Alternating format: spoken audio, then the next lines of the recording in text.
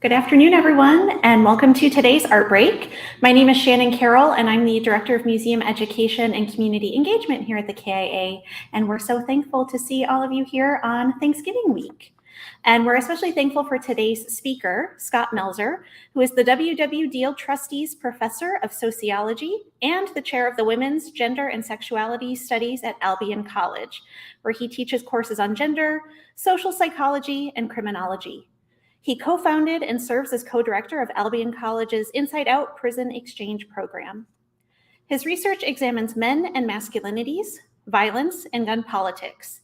He has written about men's violence against female partners, the NRA and the gun rights movement, fight clubs, men's sexual size and performance anxiety and workouts, and the breadwinner dilemmas of unemployed men and stay-at-home dads. His work focuses on how men respond when they think their status and identities are threatened. Hearing this bio, you can imagine how excited Rahima and I were to find out that he was just down the road in Albion, and we were so excited to be able to invite him to come speak at the KIA related to the Unmasking Masculinity exhibition, and we're thrilled that he is here with us today. So please welcome Dr. Scott Melzer.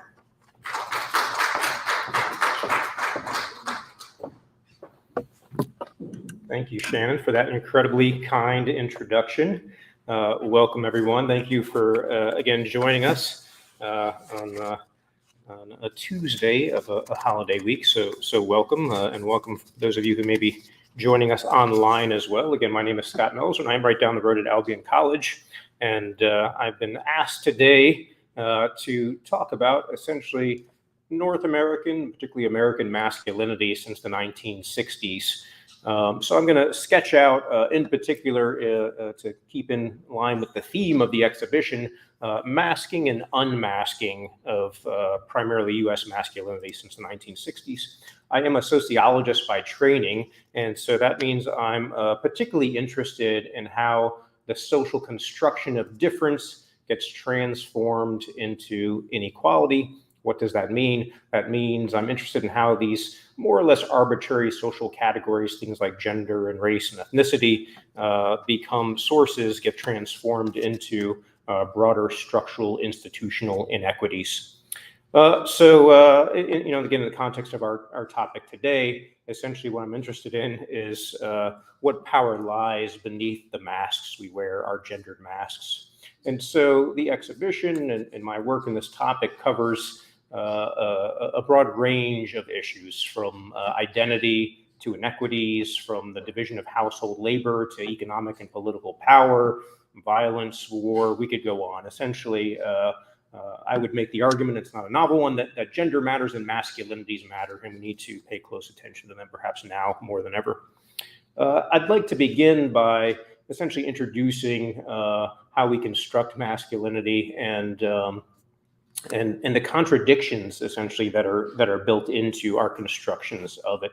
So if we think about American manhood, we can home in on a few interesting characteristics. So one, not surprisingly, right, in our society, most men as a group enjoy more status and power, right? They earn more, they're more likely to be in positions of authority, taken more seriously, not subject to sexual harassment, on and on and on. So that's not surprising. But as we start to build to these contradictions, we should note that that's just gender, and we need to be mindful that we have many sources of identity and status, and gender is just one of them. And so not all men are powerful or feel very powerful. In other words, there are great disparities between different groups of men. Some enjoy those gender privileges more than others. So if we look at resource disparities across groups of men by education level, by sexuality, by race and ethnicity, social class, immigration status, disability, et cetera, we see, again, that not all men are powerful or feel very powerful. And conversely, not all women are powerless or feel powerless, right? So these are not absolutes, these are just patterns in our society.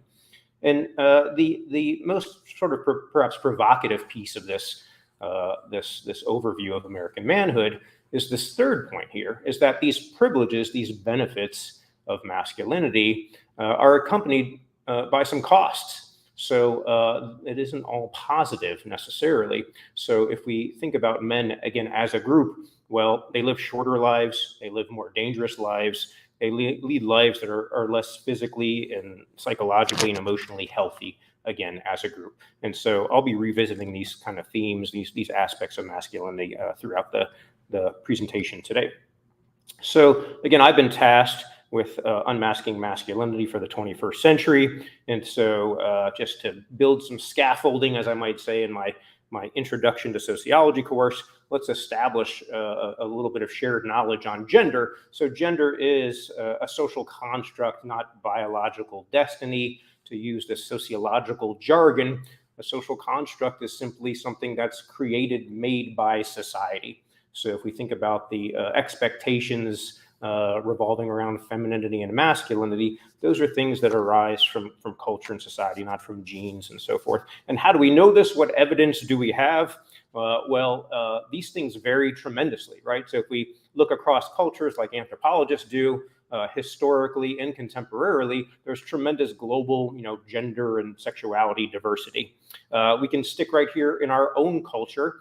Many of you have at least, if not more, experience on this planet, perhaps in this culture than I do, and think about the tremendous changes that have taken place in terms of gender arrangements, gendered clothing, work, family responsibilities and roles. So gender changes quite dramatically over time as well as time unfolds. And we can also think about how gender changes across groups and locations. So the way that, for example, a Southern Baptist might view and do gender would be quite different than a Unitarian from the Northeast, or a high school football player versus a high school theater troupe member. So tremendous variation. And again, over the course of our lives as well, we can look at the variability, the changes that we undergo in terms of how we think about and display and do gender. So all that to say is there's tremendous variation and diversity across gender broadly and masculinity specifically, and these aren't attributable solely or even primarily to biology. Hopefully I've persuaded you. I have only so much time. If I haven't persuaded you, this whole thing might fall apart. But let's just proceed as if we're in agreement, and you can ask me questions later. Okay, so again, this exhibition is about unmasking masculinity for the 21st century. And so when we think about gender identity, we're thinking about, in part, gender performance. So it's not something, gender, that's just like, it doesn't just reside within us. We don't possess it. It's something that we perform, we do, we display. And so as with any performance, we have assigned roles to play. We are given scripts. We perhaps practice backstage before going on stage. We wear costumes and makeup. And indeed, sometimes we wear masks. And so what does a mask do? Think about a mask for a second. A mask is something that alters your identity in some way. It can be used to help make a performance more believable. And masks are also used sometimes to protect, to conceal, to hide behind. And so we'll be thinking about that today as we think about masks. And so, think of popular cultural examples of masks, Halloween costume masks, right, that kids wear, an actor's superhero mask, a hockey goalkeeper's mask, or alas today, our COVID masks, right? These are things that, protect and sometimes conceal and sometimes hide and so forth. Now, our task today is to discuss not literal masks, but metaphorical masks, right? These masculinity masks that we place on ourselves and the reasons why. And, I would say by and large, boys and men are wearing these masks in an effort to acquire acceptance, to achieve status, power, identity, sometimes to impress or to intimidate, and at times to maybe hide their true feelings, their true emotions, their selves, and even their fears as well. So we'll be, again, sticking with that theme of masks today. Okay, so I'm going to admittedly provide an abridged, incomplete overview of masculinities beginning in the mid-20th century, again, due to lack of time. So if we start out thinking about that time, like 1950s in the United States, we're coming out of World War II, right? It's the post-World War II era in the United States. We have a pretty hot economy, in no small part because of the war, right? Industrialization. We've won this war that's widely viewed as like a moral victory, right? A global moral victory. So in addition to that, the government took action to support returning veterans through the GI Bill and other pieces of legislation. And so those actions helped launch families into the newly created suburbs, right? We think about like Levittown in New York and Long Island. So the suburbs were constructed then. And essentially what the government did is they underwrote veterans and other families' ability to purchase homes. They provided these very generous financial terms that are familiar today, but were not widespread then, to allow these veterans to buy homes. And the interesting thing is, over a course of about a 16-year period, the federal government underwrote about $120 billion in loans. 98% of that money went to white families. So in terms of accessing these suburban homes and the ability to generate, accumulate wealth, it was very much racialized. And so we're still talking about the 1950s, de jure discrimination, right? Jim Crow laws are on the books in the South. Racial discrimination is still very much legal in the context of our society at that particular time.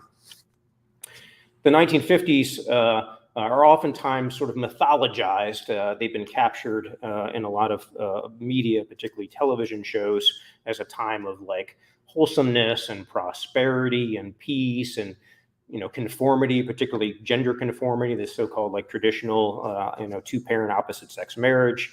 And an historian by the name of Stephanie Coontz wrote this really interesting book called The Way We Never Were, American Families and the Nostalgia Trap, which covers the kind of Ozzie and Harriet mythologizing of this era. And there are many sources of those myths. But first and foremost, for our purposes, I want to home in on how narrow that lens is, right? The lens is on, again, these sort of like nuclear, middle class, upper middle class white families. And so the 1950s was not certainly a time of prosperity and serenity for everyone. And so that lens is too narrow. It's ignoring a much more diverse and inequitable landscape of families and masculinities. Many men, again, don't benefit from all those gender privileges. As we transition into the 1960s and 70s, well, it's a transition into a period of incredible change, right? There were sweeping economic and political and cultural social forces, changes during this era that really disrupted and challenged gender relations, patriarchal gender relations. So there were all these threats, essentially, and I'll document them a little bit more momentarily, to these dominant versions of manhood, of masculinity, what we call in academia the hegemonic masculine ideal. And there are also challenges to groups that were dominant. So again, historically then, we're talking about older generations of men, Protestants, particularly white men, who had enjoyed most of the benefits of gender inequity. Well, suddenly there are these really serious, again, sweeping threats. If we look at our economy, it's into the 60s and really into the 1970s, where the United States starts to deindustrialize. This is not a shocking piece of information for those of us here living in the so-called Rust Belt, right? In a state dominated by automobile manufacturing. A lot of those really incredible jobs where you could walk out of high school with a degree in hand, maybe not even that, and walk onto a line at Ford or GM and earn a so-called family wage. Those jobs, had started to disappear in the 1970s. They were outsourced first regionally to the South of the United States and then globally through trade packs. Many of them were replaced by automation. And so for blue collar men in particular, this major sweeping change of a lot of these factory jobs disappearing threatened their breadwinner status and identity. And I've argued elsewhere, again, not a novel argument, that for adult men, their breadwinner identities and statuses are probably most important to them. They're most essential. And so that breadwinner status was challenged for many blue collar men. And that's in like an urban and suburban context. If we go out to rural areas, if we move a little bit further ahead in time to the 1980s, that's when we start to see a decline really in great numbers of family farms being replaced largely by factory farms. So for those rural kind of working class blue collar men as well, they too saw serious economic threats to their statuses and identities. That's just the economic stuff. And then if we think about the 60s and 70s, we probably don't first think about deindustrialization. We probably think about these major social and political movements, right? So second wave feminism, right? The women's rights movement, civil rights movement, the anti-war movement in regards to Vietnam, and later into the 70s, a gay and lesbian rights movement. So all those political movements are occurring more or less simultaneously. It's what we call a cycle of protest, really both domestically in the States and in other places around the world. And all those movements essentially are challenging the status quo, right? Challenging arrangements as they currently work. Let's delve a little bit more deeply into the civil rights movement for a moment. I'll be referencing works here at the museum in the exhibition, and certainly issues tied to race and identity and equity are front and center. If we think about the civil rights movement of the 1950s, 60s, and beyond, we think of it as certainly a response to racial violence, discrimination, broadly the dehumanization of African Americans. There's an aspect of the movement which is really about African Americans broadly and African American men in particular being made invisible by our society, right? Particularly in the context, again, of Jim Crow South and post Civil War United States. Ralph Ellison, right, famously wrote the novel The Invisible Man, which captured some of this. And so one slice, one component of the civil rights movement is, oops, flying by that there, sorry. There we go. You may have seen there are some of these iconic images of the civil rights movement, and these placards, these weren't always carried, right? These protest signs, but we do have lots of examples of African American protesters during the civil rights era carrying these "I am a man" signs, and those are really telling. They're evocative and very telling, right? It's about asserting, in part, one's humanity, right? Because again, of the experience, the dehumanizing experience of, historically being Black in the United States, but particularly in the context of Jim Crow. But it's also about manhood, right? Because these Black men were denied things that are essential to masculinity, like access to, breadwinner opportunities, the job market, basic rights. And again, I think a really telling example of that era and these men's experiences is the pernicious use of the term boy, right, to refer to adult Black men being called boys, and how cutting that is. So, in some ways they're actually, actually being treated and viewed as humans in that context, but not as adults. And again, so much of it was even more dehumanizing. And again, I invite you to check this out in the museum. Another piece on display here, which I just looked at a few minutes ago, which I really enjoyed, is this piece about Colin Kaepernick and the sort of the beginnings of what became known as Black Lives Matter, which is the legacy of civil rights movement for sure. And so, as you probably know, Colin Kaepernick protested the national anthem in response to police killings, police violence against African American boys and men, and this really peaked in the context of the George Floyd killing recently. So we see some of these same assertions, this desire to be seen as a man and fully human, and I'm going to unravel some of the kind of interesting contradictions of that momentarily when I talk a little bit more about adolescence. Okay, and if we think about mid-20th century United States, we also have to capture some other groups. I can't sort of cover everyone and everything in our limited time, but again, in connecting with some of the material here on exhibition, I think we should touch on, going back to World War II, the experience of Japanese Americans particular, and we'll talk more broadly about Asian Americans. So, one of the another stain on U.S. history is the use of internment camps, right, for Japanese Americans during World War II. So they restricted property of businesses and many of their rights, and there was this generational conflict and filtered through the lens of masculinity between these two generations, the Issei and the Nisei. And so the older generation of men had lost their status because, here they were essentially emasculated by the internment camp situation, right? They've lost all their property, they've lost all their authority essentially. And so there is this generational divide and rift and conflict between the younger generation of boys who can't see their fathers with much respect.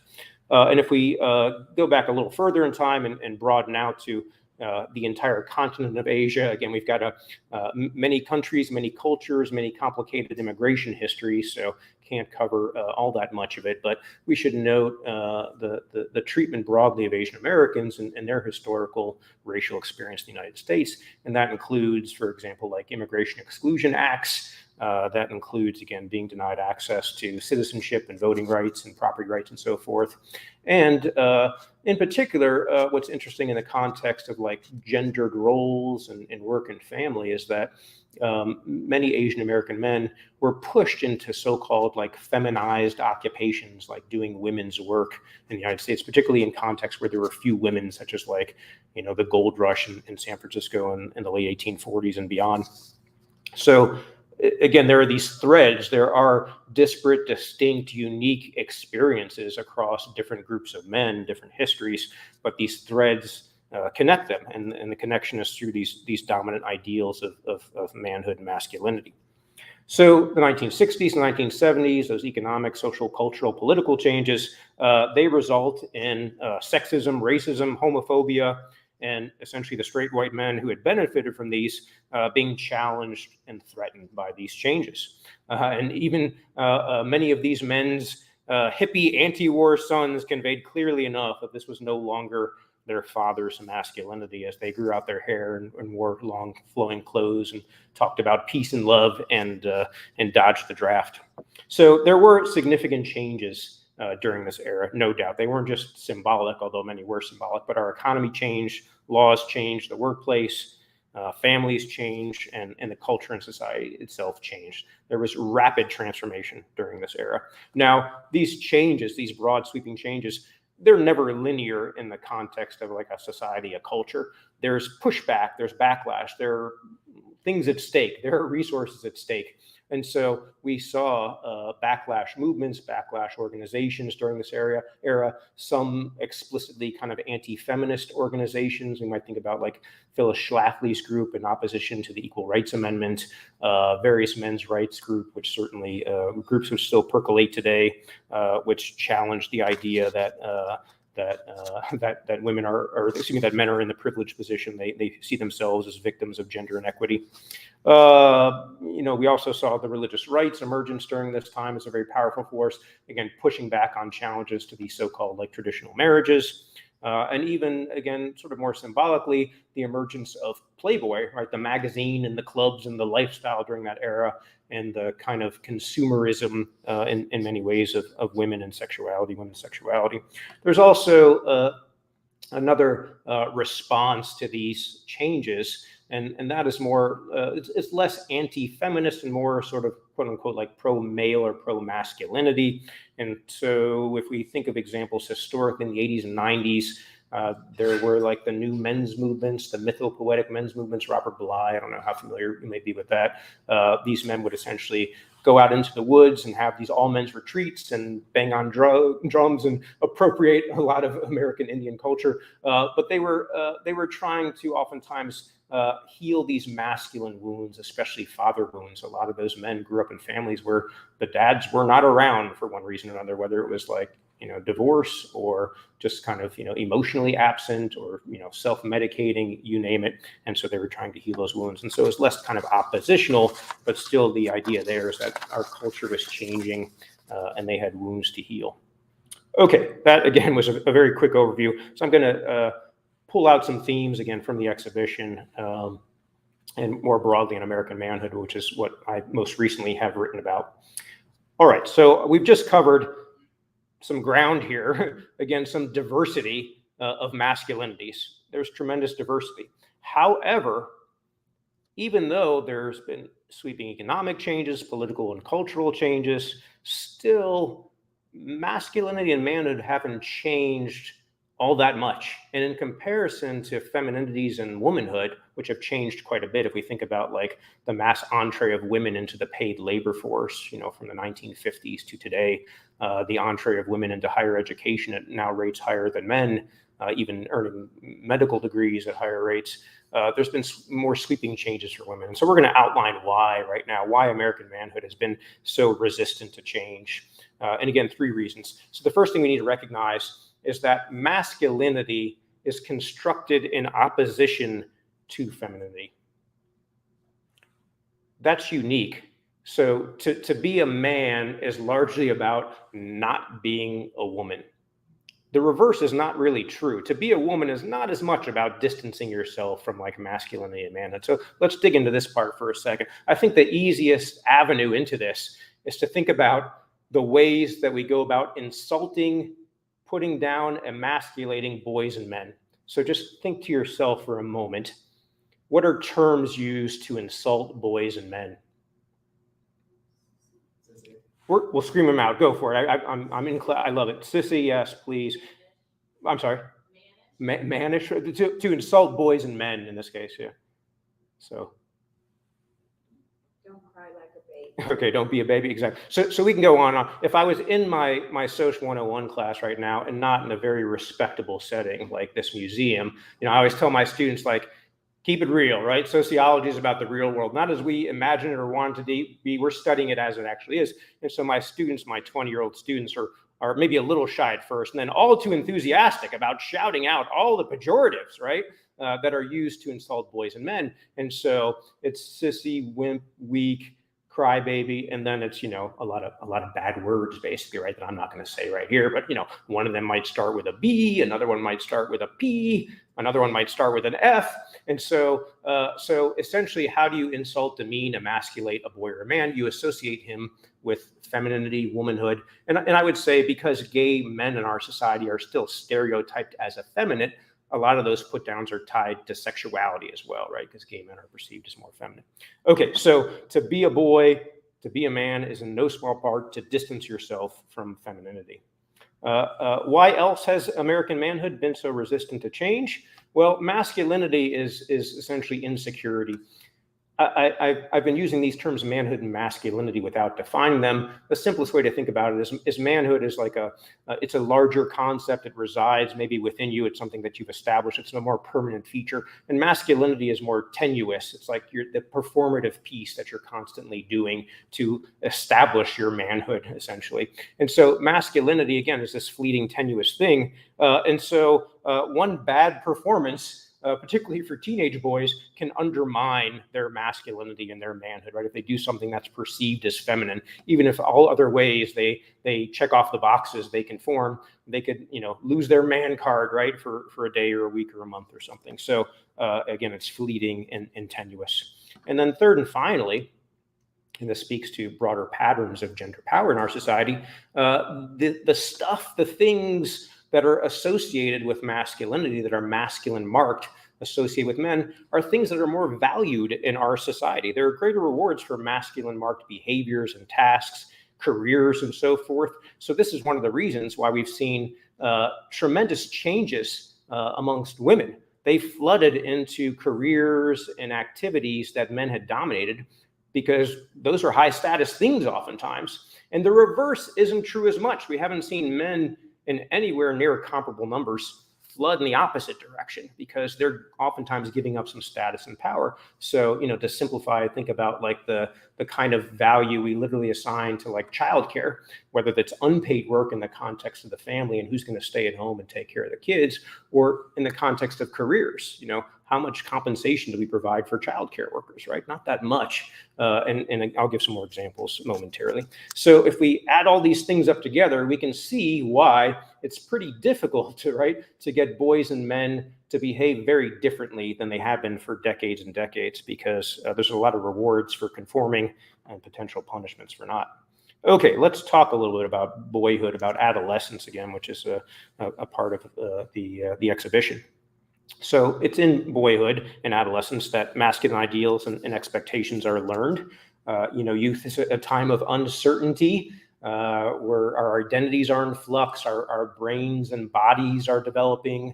Worst of all, we have to go to middle school. Adolescence is a tough period for everyone, I think. And so boys learn how to do masculinity then, just as children learn how to do anything via observation and imitation and experience, socialization, rewards, and punishments, so they figure out what they're supposed to do. And as we've noted, masculinity is incredibly diverse. It's as diverse as the people who perform it. But its dominant characteristics, and again, this is where as a sociologist, I'm particularly interested in power dynamics, in addition to identity and representation. The dominant characteristics have been pretty consistent for a long time for all those reasons I just named a minute ago.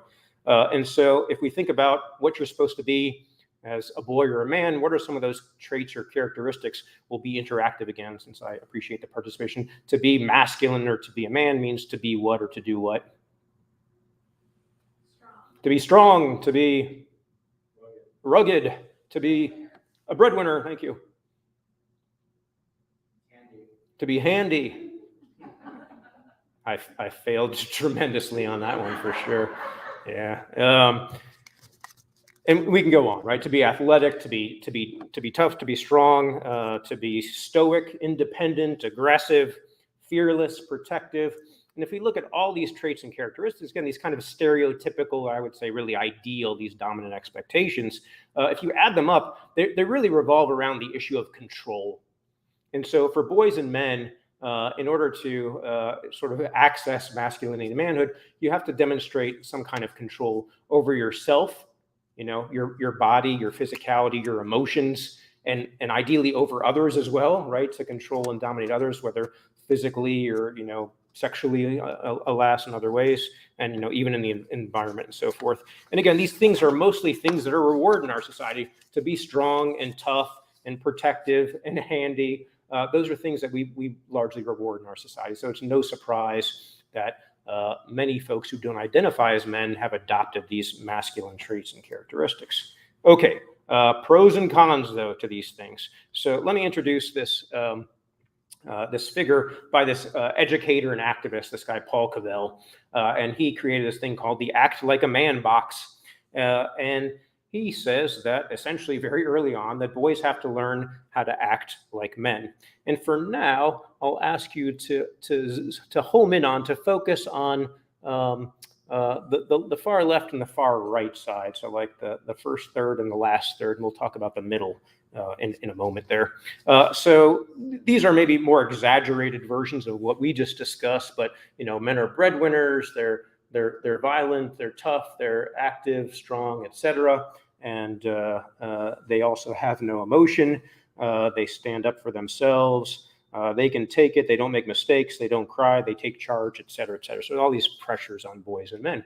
And again, we're going to talk about how these are not changing and what that means. But for now, if we accept that these have been the dominant characteristics for a while and still are, well, we can trace them back quite far in time. Even we can go back to the late 1800s, the turn of the 19th century. Turn of the 20th century, late 1800s into the 1900s.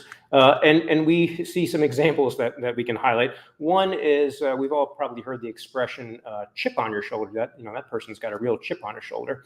Well, this expression comes from back then boys who had largely been removed from mostly like rural areas because our society had transitioned from agricultural to industrial by that point. So lots of folks had moved into the cities, and there was this widespread fear amongst adult men primarily, that our boys were going to turn into sissies because they weren't outdoors and chopping wood and doing manly outdoor things. They're going to be wimpy because they're in the cities, for one.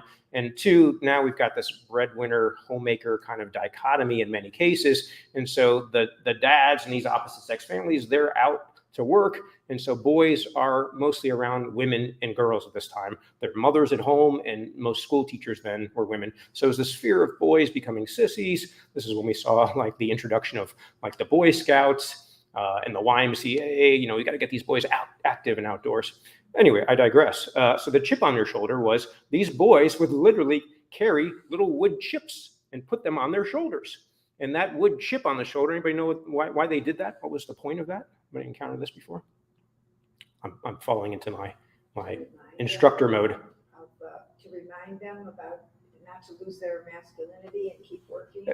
Essentially, it's along those lines. The chip on the shoulder was an invitation for other boys or young men to come and try to knock this chip off my shoulder.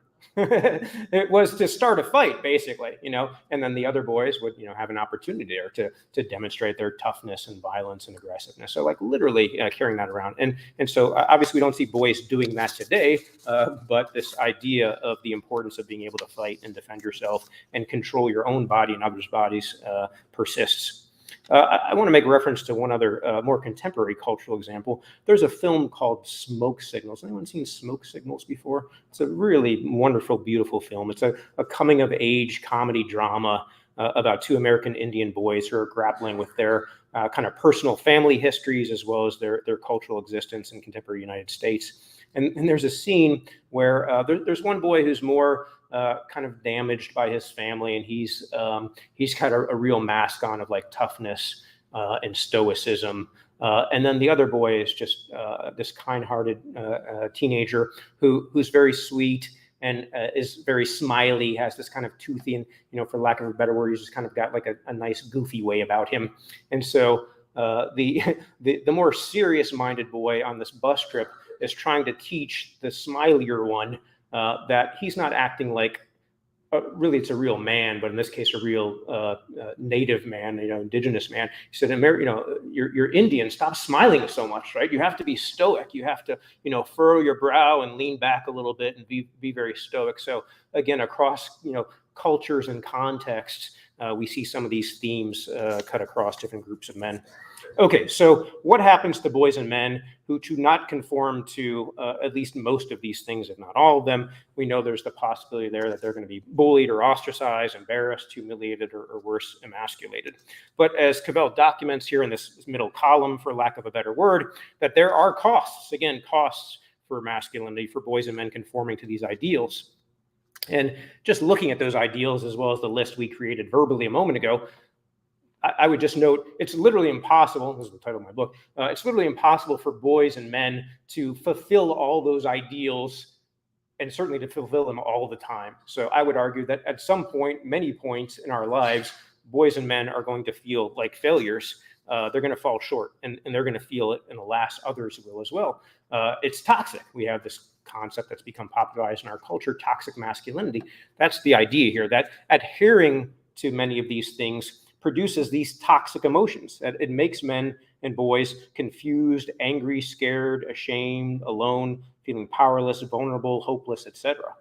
So that's if you do it right. That's if you conform, if you're doing it properly. And so there's a lot of toxicity just by following this. Now imagine, as I like to focus on, what we call compensatory masculinity, for those men who, again, I think it's all of us at some point, who are unable to live up to these things. Then they feel even worse about themselves. And so this is, to a great extent, the source of so many destructive and self-destructive behaviors by men, these again, sort of toxic behaviors. So in terms of destructive for others, here we are again, right? A day later, it's ridiculous. We're talking about mass shootings. We're talking about gang violence, partner violence, violence against women partners, sexual harassment, various forms of discrimination. Again, I would argue is in no small part the manifestation of trying to live up to these things and doing it, and also failing to do so. And then the self-destructive acts include, risk-taking, self-medicating, acts of suicide as well, which again sometimes arise out of these things. I will say that the younger generation is less prone to embracing this. I'm happy to see my students today be more likely to critique and challenge and question these. They recognize the costs are just too high to conform to these ideals. Still, though, they can quickly identify them. They might not embrace them, but they're well aware of them, so that says something about how important they remain. And if we think about, again, diversity of masculinities, if I can focus for a moment as, sorry, the little bit of a lag here on the PowerPoint. If I can focus for a moment on young men of color, sometimes boys of color, depending on their age group, particularly African Americans and Latinos, acting like a man, living up to that act like a man box can be especially dangerous for them. Adults, including law enforcement, often overestimate these young people's ages and sizes, perceiving them as a serious threat. And all too often, this has tragically resulted in the loss of life, the killing of these young boys and men. There's a piece talking about Tamir Rice in here, for example, and although Trayvon Martin did not lose his hands lose his life at the hands of law enforcement, the pattern remains. There's a recent study that found that the killing at the hands of law enforcement is the 6th leading cause of death for young Black men. They die at a rate 2.5 times that of their white peers at the hands of law enforcement officers. And again, sometimes these situations, Tamir Rice had a broken toy gun. Sometimes there's conflict between the officers and the youth. But I would just note that simply being young and black or brown can be dangerous regardless of what one's doing or not doing.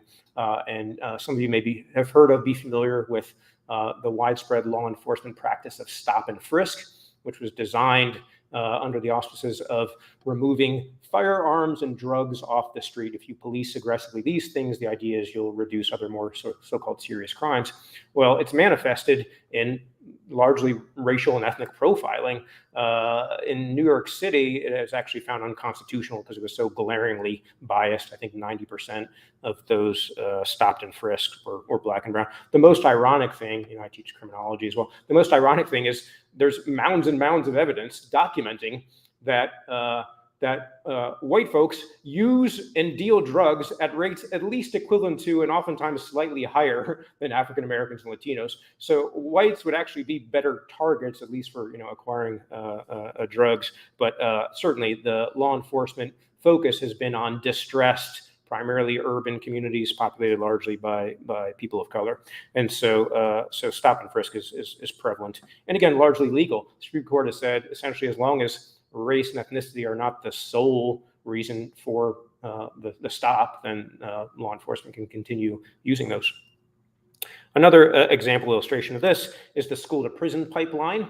And so when I was a kid, if I got in trouble, if I got in a fight, I never did. I was too small. That would be stupid.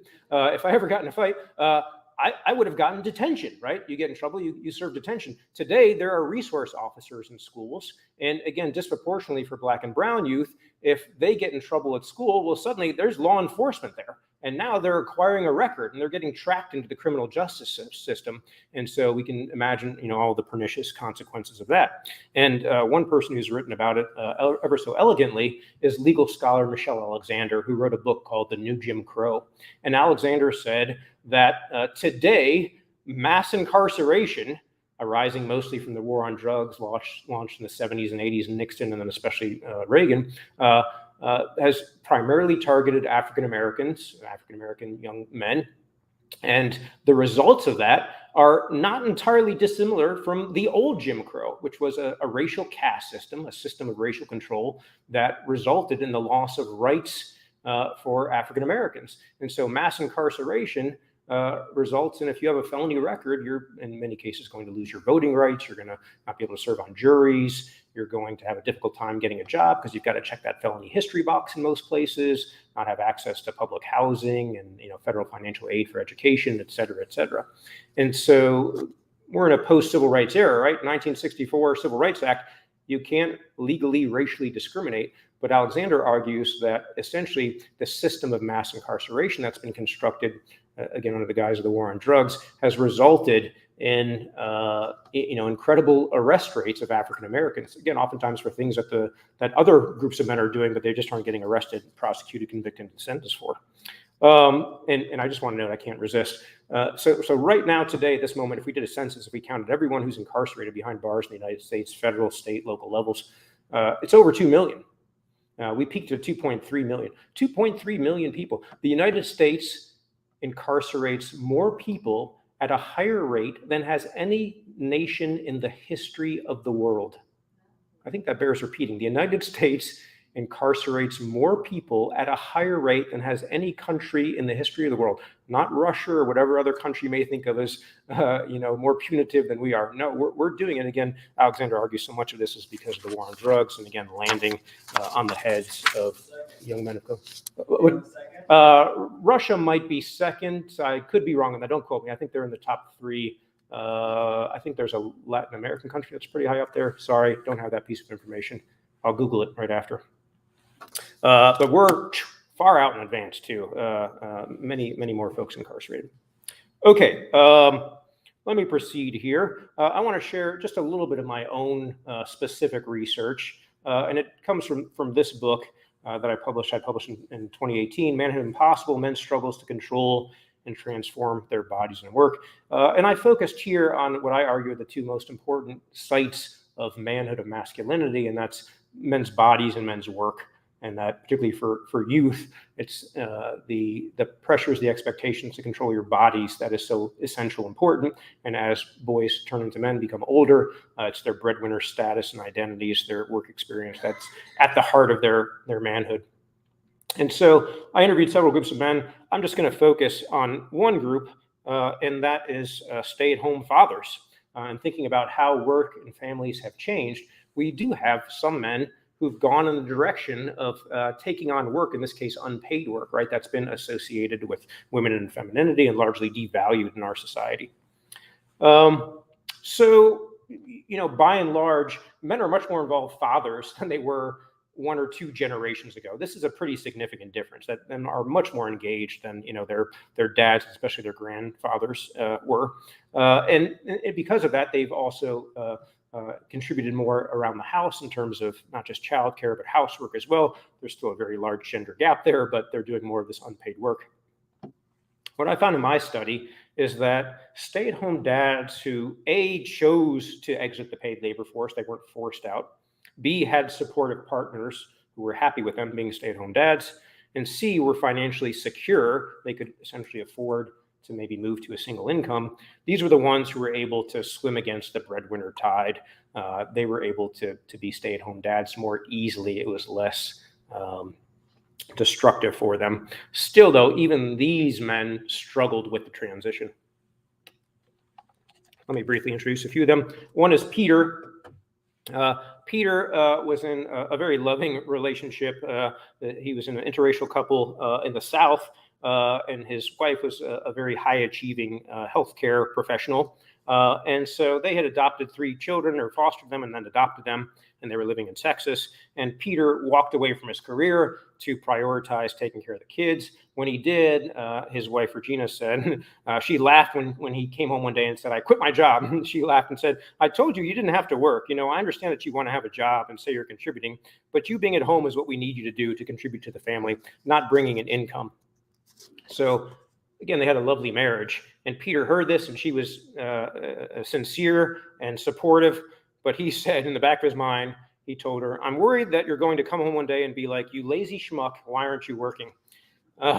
So despite their strong marriage and how deeply fulfilled he is as a stay-at-home dad, he remains conflicted. He said, "I've still got that consciousness of being less of a man because I grew up in that generation."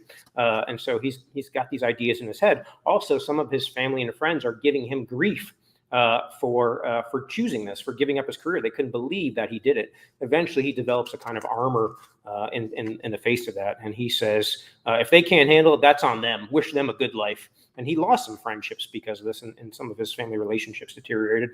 But he said, essentially, at the end of the day, he had to check his ego at the door and do what he had to do for his kids.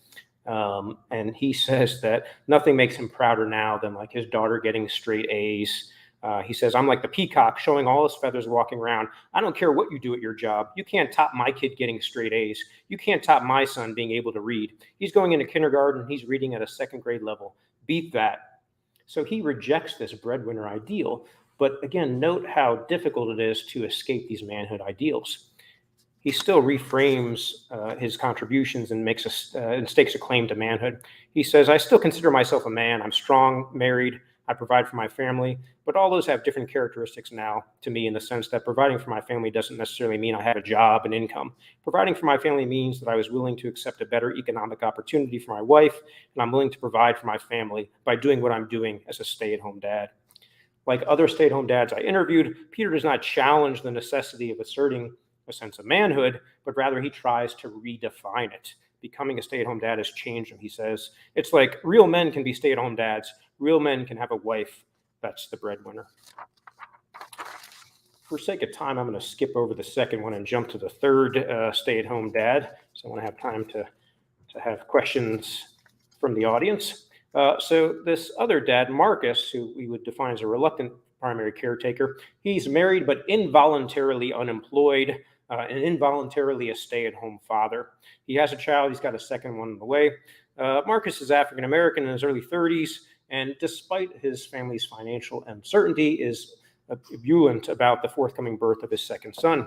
He remains mostly positive, yet also a little anxious. He says, quote, "I'm happy to be a father right now, but it's difficult knowing that you have another child on the way and trying to figure out, man, how am I going to provide for them? I'm going to need more room. I'm going to need, there's the Pampers, the milk, everything necessary to raise a child. I worry and I wonder, what am I going to do?" His wife works full time and goes to grad school, and he supports her. So he's in support of that. But he says, in some ways, it's like being a kid again and having an allowance. My wife, by all means, never makes me feel that way, but it may feel like that sometimes, the way things are now. It's not normal and it's not okay. And it sometimes doesn't feel okay. Sometimes you feel you have to kind of, you want to assert yourself like, hey, I'm still a father. I'm still a man. I live and breathe. And you feel sometimes that you're less than other people.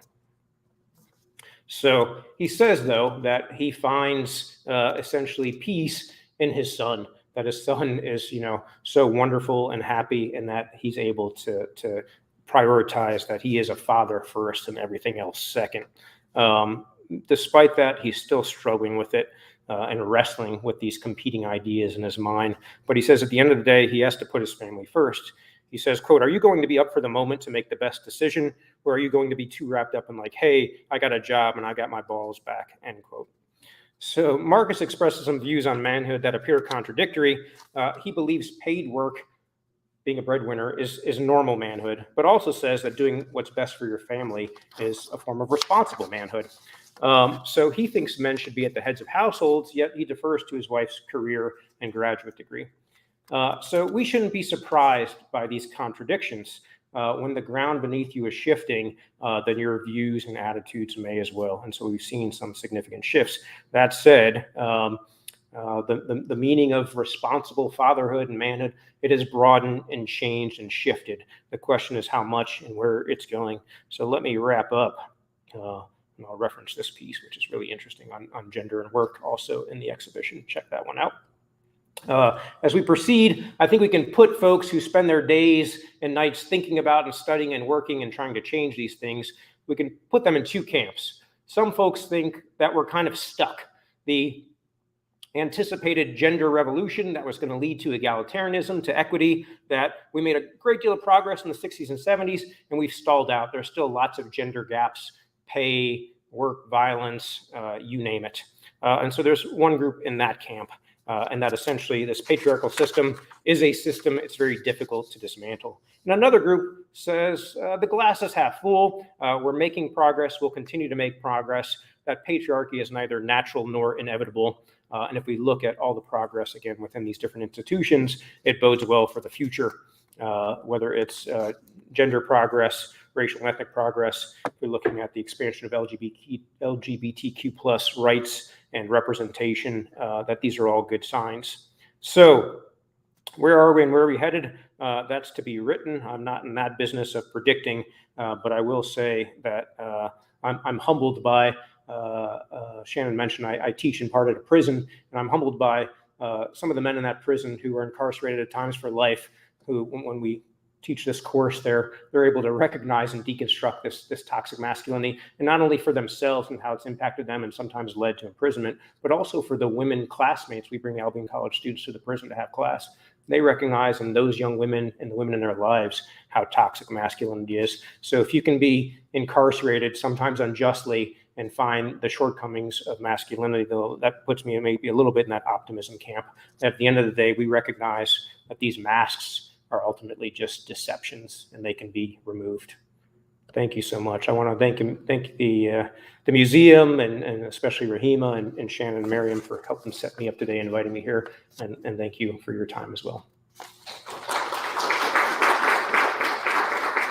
I went a little long. I apologize. Should I just open it up for questions? Sure. So this rapid morphing of masculinity in America. Now, is this a global phenomenon? Is this only in I know, I feel like it's probably, does it happen at the same time? Was it like, Yeah, there are, again, I very ever so briefly reference these kinds of like cycles of protest or cycles of change. And so, yeah, like the 60s and 70s was an era, again, not just in the United States, but of sweeping changes. And particularly today, because of, aspects of globalization, right, where we're so connected and tethered to each other that these things do tend to catch fire. It's more likely within the context of similarly placed societies, so like, Western societies or economically developed societies may experience some of the same changes. But I think it has spread, globally. I don't think it's necessarily even, to say spread, that assumes that it began here, which is not, always or often the case, right? So these are, there are organic movements in culture societies all over the world that have taken on and challenged these things. And again, these ideals don't exist everywhere, right? These are, I'm very much focused on American manhood. There are many cultures and societies that have much more complicated, sort of progressive views of gender relations. We're behind the curve on a lot of things tied to, especially like LGBTQ rights and so forth, compared to a lot of comparable nations. Does that answer your question? Yeah. Please. Have you looked at the role of,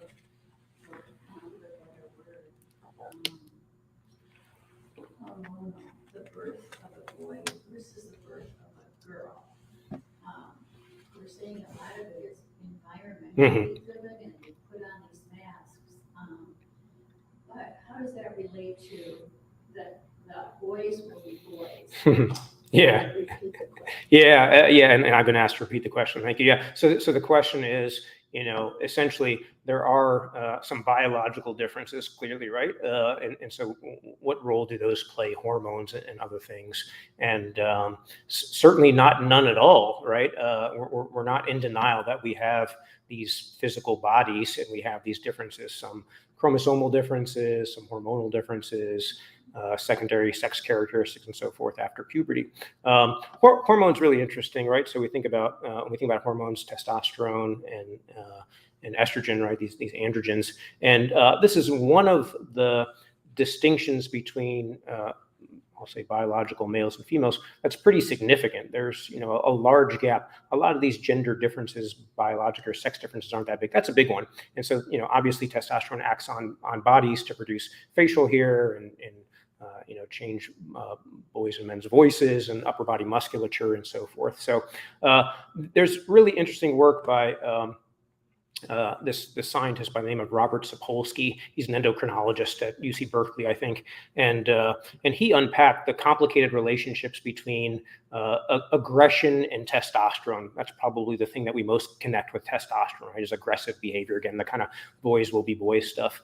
And what Sapolsky has found in research on our closest primate relatives is that there's a really interesting social component. So first of all, it's not the case that simply an increase in testosterone leads to an increase in aggression.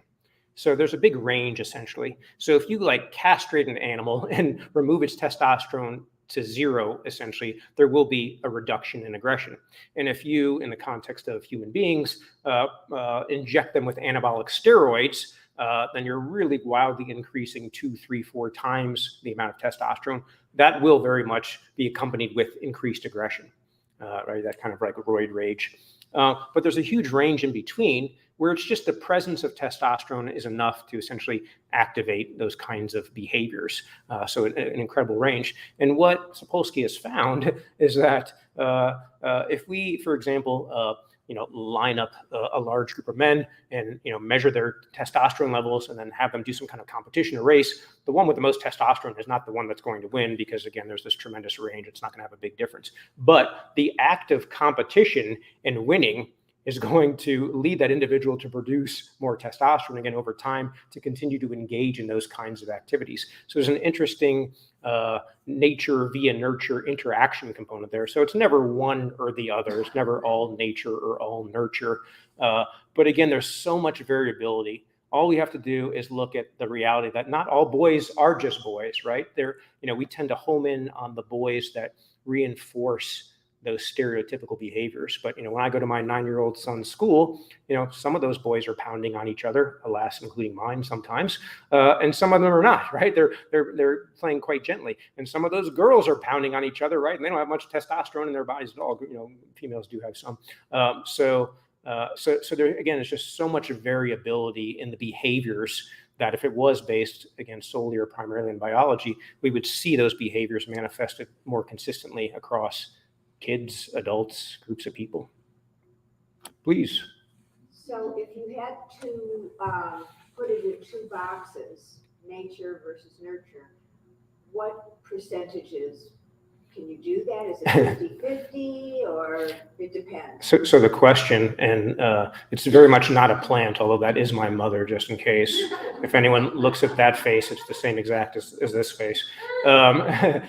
Is can we essentially quantify or place into camps, the relative influences of nature or nurture, and the best science, essentially the only science, and I mean this very broadly, from the natural sciences, biology, into anthropology and sociology, is that they aren't separate at all. Again, they interact. We think of the model as nature via nurture. That our environmental experiences, we actually activate. We turn genes on and off through our experiences. So you just can't separate the two. But again, the reality of there being just so much gender and sexuality diversity in our behaviors and our beliefs and our practices, we're one species, right? We're a single species. We would see much more consistent behavior if biology was driving this or genetics was driving our behavior. It just has changed so rapidly. Again, just think about like this culture over your lifetimes, how much has changed, right, in terms of expectations and what people do. So it just changes too quickly. Human evolution is very slow. So like the masculinity and femininity, it's all on a spectrum, right? And then our society is like black and white, trying to fit it into these, one or, very strict things. And that is where we're seeing all that trauma come from, is like fitting the spectrum into like what it's not. I'm not sure why I was invited here today. You could have done a much better job. I spent an hour trying to get there. Thank you for doing it. So yeah, the comment was essentially, right, there is this incredible spectrum, these spectrums of masculinity and femininity, and we all exist on these spectrums somewhere, maybe both of them. And the reality is those spectrums in our society culture have been crushed into boxes. So we've got a range of masculinity and femininity, but we've been more or less forced to be in one box or another, man or woman. Now, I would come back to this earlier question about biology. Even biology doesn't exist in boxes. There are folks who we now widely recognize medically and socially and politically, folks who would sometimes self-identify as intersex, those who possess biological characteristics that don't exist at the poles. And indeed, all of us have at least some characteristics that aren't all the way at one end or another. So even nature itself produces spectrums, right? Let alone our cultural definitions are assigned meanings. But yes, we get forced into these boxes that constrain and confine us and cause all this pain and at times all this toxicity. I'm right up against it here, maybe even a little over, please. Do you have any information about the military? The United States is now starting to allow females in combat roles. And some other countries have had women in combat roles for a long time. Is there any information on how that's working? There are combat pilots now, fighter pilots, and it's a major change in our military. Yeah, a really contentious political issue, and has been now for several decades as we've debated and made changes to policies in the United States. The question is about the integration of women into the armed forces, and particularly in combat and the Air Force and like fighter jet pilots. It's certainly not an area that I focus on, not an area of expertise. It's obviously a topic that my students and I are interested in discuss.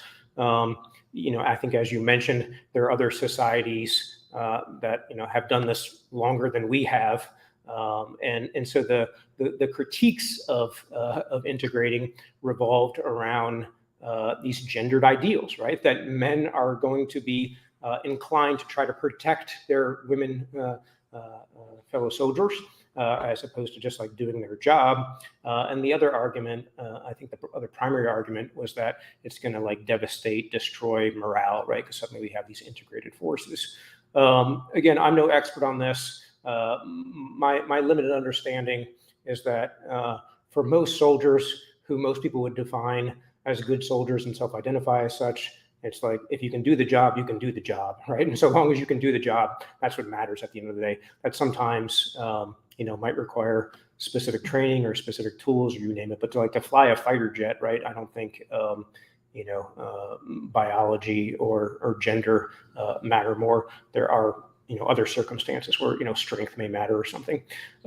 So, the big challenge for women, which continues to be debated in our Congress, is the disturbing amounts of sexual violence and sexual harassment that many women have faced in the armed forces.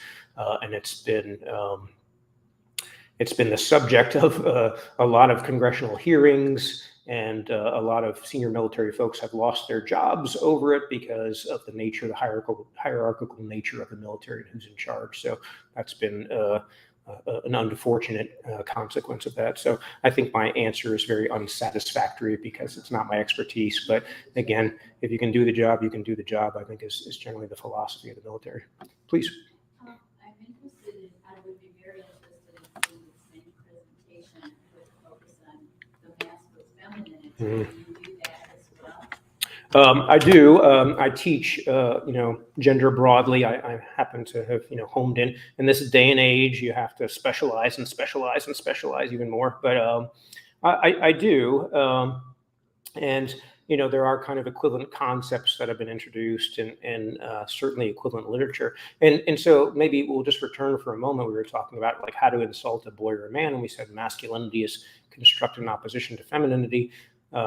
Again, let's look at the reverse right now if we could. So the question is, do I look at femininity? Let's look at it right now. How do you insult a girl or a woman? What are like terms, labels? And again, hopefully I'll let you say it so I don't have to. What do you call girls and women to insult them? I didn't hear the last one, sorry. Okay. So about their behavior, the B word, about their appearance, butch maybe, so there's some sexuality, gender dynamics, or tomboy. There's a little bit of like old school gender stuff there. Sometimes I used to do this years ago. It made sense then. It doesn't make any sense now. Like I'd ask my students, like anyone who self-identifies as like a woman who was a tomboy when they were younger, and the women would be jumping out of their seats, right? So again, it's this idea that like those things associated with masculinity are oftentimes higher status, right? It's like to be athletic, that's not shameful for girls and women. Now they could be shamed, their sexuality may be called into question, their gender identity. We still haven't hit the main one here, folks. And either because you're so polite or because we're a slightly older group in this room. But really, the way to provide a scathing cut down of a young girl or woman is to slut shame them, right? Is to attack them for their sexual promiscuity. That's the primary attack on girls and young women. So it's really about controlling them and controlling their autonomy and their sexuality and their bodies. That's how you go after girls and women, which again is so different than how you go after boys, right? And so the masks, women are wearing more literal masks. My partner, for the first time in our relatively short new marriage, came out of the room with one of those like green masks here, and I freaked out, right? It was just a makeup mask or something. So women are having to wear lots of masks, right, to maintain these, impossible beauty standards, right? There's, I mentioned in the book, the equivalent book, Womanhood Impossible, more or less has been written many times over and should be written again, right? Because there are some parallel impossible standards that are ascribed to women with all the consequences.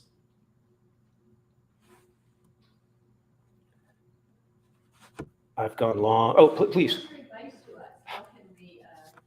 How can we overcome these things on a personal level? I'm not a therapist, but I did stay at a Holiday Inn. Yeah, that's please go ahead. Opposite actions. It's a technique where the first thing that comes to your mind is that which was programmed. So confront that idea that comes to your mind and do it the opposite. That sounds great to me. The comment was opposite actions. Think about the first thing that comes to your mind, how you were programmed, how you were trained, socialized, and then maybe do the opposite of it. But just critical thinking. I'm an educator, so like I believe in the power of education because these things are so deeply embedded and ingrained in us. We have a lifetime of these things.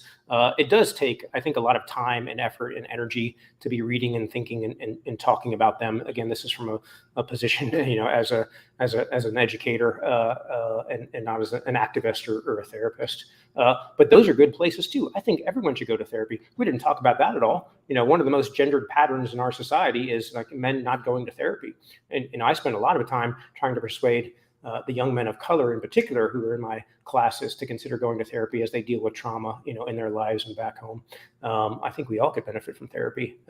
And so talk about gender issues with your counselor. That'll be my recommendation. Please. How did you, in your book, there are so many different examples that you use with like real life people. How did you navigate their sort of candidness and forthrightness in your research? Yeah, thank you. So the question is, in my book, how did I navigate participants' candidness, their forthrightness? How did I maybe access it, and then how did I navigate? Is that fair? So ever so briefly, that wasn't a plant either. Appreciate that though. So ever so briefly, I interviewed these 4 groups of men for my book, and the 2 groups focused on the breadwinner ideal were stay-at-home dads and then involuntarily unemployed men, some of whom were also stay-at-home dads. And then for the body ideals, I focused on this fighting club that was in the San Francisco Bay Area. These men who got together and fought and used various weapons and so forth, most of them from a martial arts background. And then this online group that I refer to, it's actually multiple groups. I called the Penis Health Club. It's a series of websites where men go online and connect, and they learn about and do exercises to increase their size, sexual size and performance. Essentially, it's a thing. I promise you. Check it with Google and then clear your cache afterwards because you don't want that on your computer. So how do you get people to be candid? For that particular example, I didn't know their identities, right? They're hiding essentially mostly behind their usernames. And so it was difficult. I experienced a lot of rejection. You always do when soliciting participants.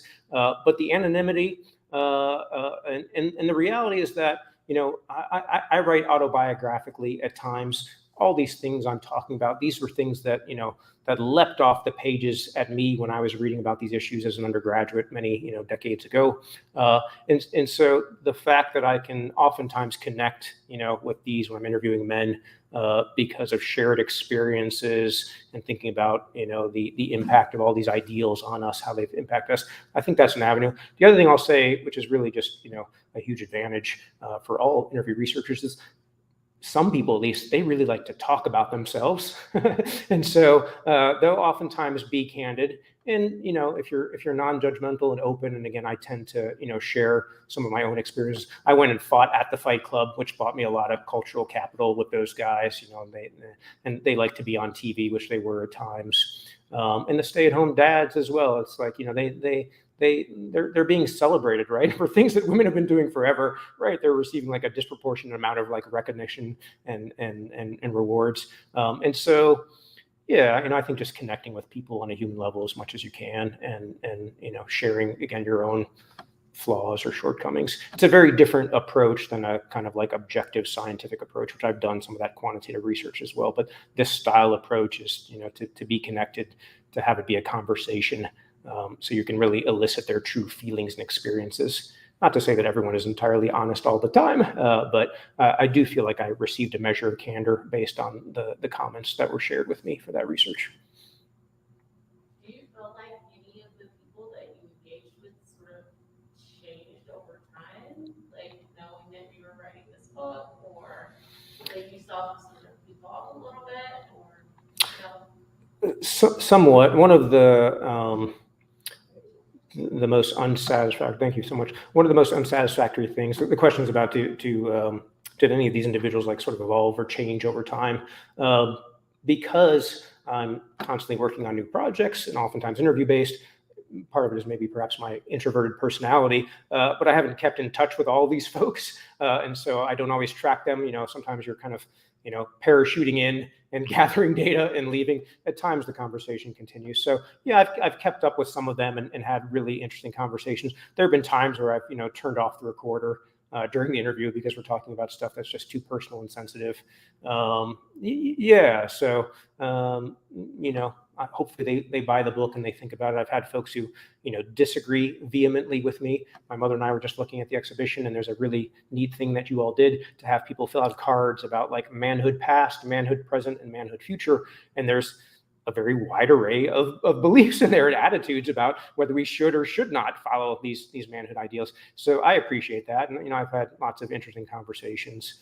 And, it depends on the person. I think most of the people who are willing to talk to me are people who are open in general, and they're interested in these topics and issues, and maybe they haven't encountered them before. These kinds of issues, like masculinities courses have only been on the books in the United States, since, kind of like into the 80s, piggybacking on women's rights course or on women's studies courses, right, in the 1960s and 70s. So it's all kind of newer and newish. And so many people haven't been exposed to it, and they're interested in it.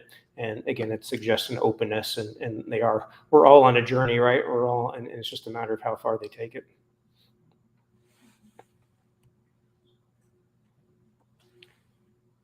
We've gone way over. Thank you so much for staying and for your interest. I appreciate it.